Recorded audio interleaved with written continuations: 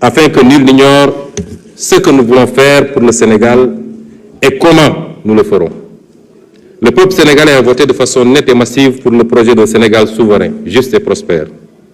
Pour bâtir ce Sénégal du projet, il est impératif d'opérer une rupture d'une profondeur et d'une portée jamais vue dans notre pays.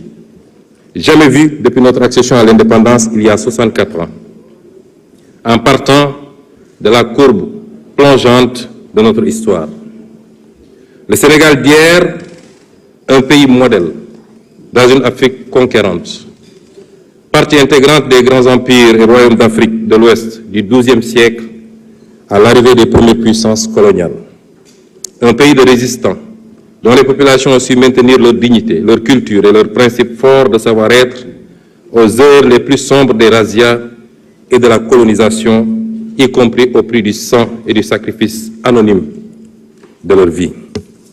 Ce fut le cas lors de ce grave mardi de Nder, où les femmes sénégalaises, par dizaines, ont préféré la mort à l'esclavage et au déshonneur. Ou ce jour tristement célèbre du 1er décembre 1944 à Thiaroye, où des hommes sénégalais, avec leurs frères africains, ont par dizaines préféré la mort à l'injustice et au déshonneur. Le Sénégal des indépendances, un modèle en Afrique de stabilité de ses institutions, la qualité insigne de ses élites politiques, diplomatiques, administratives ou même sociales et culturelles, et enfin, de façon plus profonde encore, sa mixité, le brassage de ses ethnies et religions et la force de son commun vouloir de vie commune. Le Sénégal d'aujourd'hui, un modèle en panne dans une Afrique sacrifiée, un modèle de développement arrêté. 64 ans après son indépendance, le Sénégal est resté enfermé dans le modèle économique colonial, exportant ses matières premières, or, poissons, arachides, phosphate, zircon, pétrole et bientôt gaz, avec peu de valeur ajoutée, et important les produits finis. L'énorme déficit de la balance commerciale de l'ordre de 5 300 milliards en 2023, presque 30% du PIB, qui se creuse d'année en année, montre combien notre économie est aujourd'hui peu compétitive. Cela s'est traduit par une croissance trop faible et trop fragile. La croissance annuelle moyenne de 1960 à 2023 a été seulement de 3,1%, face à une population qui a augmenté en moyenne de 2,7% par année. Le revenu réel par habitant n'a jamais décollé, et les Sénégalais sont aujourd'hui quasiment au même niveau de revenus qu'au moment de l'indépendance, voire plus pauvres, si l'on tient compte de toutes les richesses qui s'expatrient avec les revenus des investissements des groupes étrangers. Cette faible croissance est par ailleurs concentrée sur quelques zones du territoire, notamment le triangle Dakar-Thiès-Mbour. Au final, la triste réalité des chiffres depuis l'indépendance montre que notre pays est enfermé dans un cercle vicieux de sous-développement et de pauvreté, avec des matières premières locales peu valorisées, un secteur privé national qui ne décolle pas, des filières peu compétitives, une croissance structurellement faible et fragile et un territoire national peu aménagé et pauvre. Un modèle social en crise aiguë, avec notamment une jeunesse désabusée, sans perspective dans son propre pays. Chaque année, le nombre d'emplois formels créés est très largement inférieur au nombre de jeunes arrivant sur le marché du travail. Une justice où l'action de quelques-uns a fait perdre la confiance de presque tous.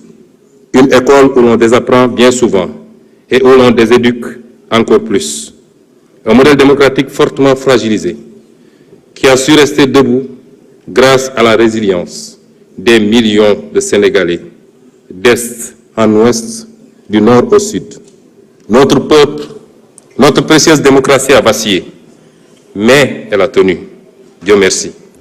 Hommage au peuple sénégalais, en particulier à sa jeunesse, pour la lutte qu'il a menée pour préserver ce modèle démocratique.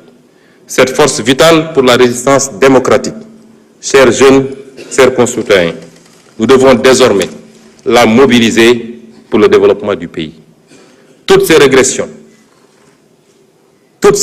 que je viens d'énumérer de notre pays s'illustrent de la manière la plus dramatique dans la situation que nous avons héritée du régime sortant.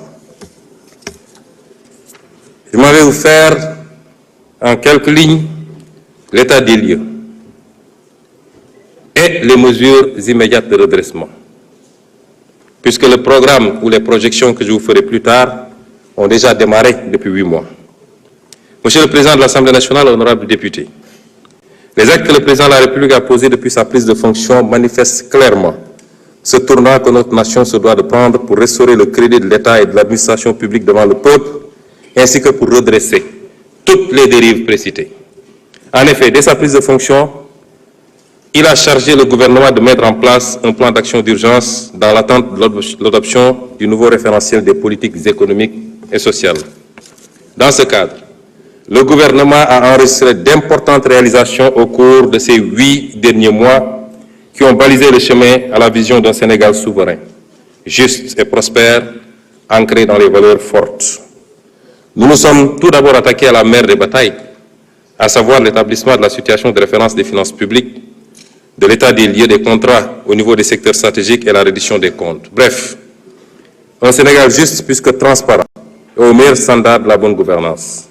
À cet égard, nous ne pouvions pas nous imaginer un seul instant que le mal était si profond.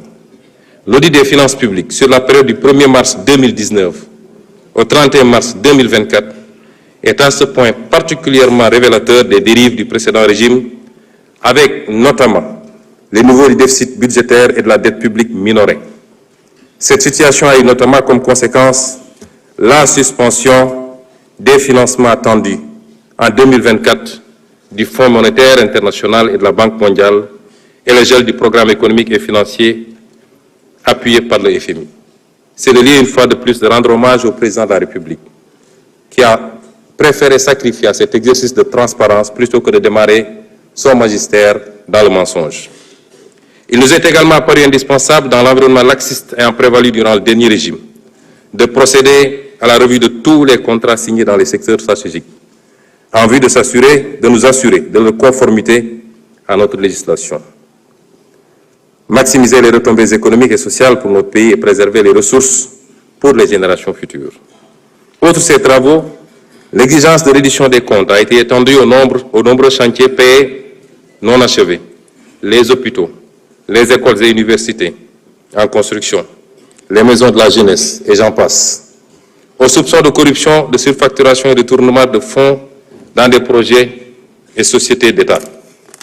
Toujours dans ce registre, il a été procédé à l'audit des ressources humaines, trouvées sur place par les différents ministres à leur prise de fonction pour traquer tous les recrutements indus sous la forme de personnel contractuel.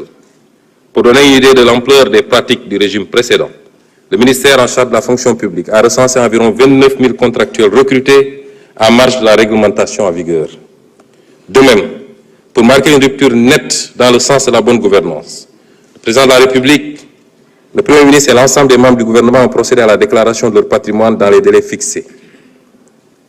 Enfin, de graves scandales ont été décelés dans la gestion foncière, qu'il s'agisse de l'occupation du domaine public maritime ou de l'accaparement de terres sans commune mesure par des privés et des sociétés civiles immobilières écrans, au niveau des lotissements des zones foncières, effectuées notamment à Dakar, à Thiès, en particulier à Mbourkat.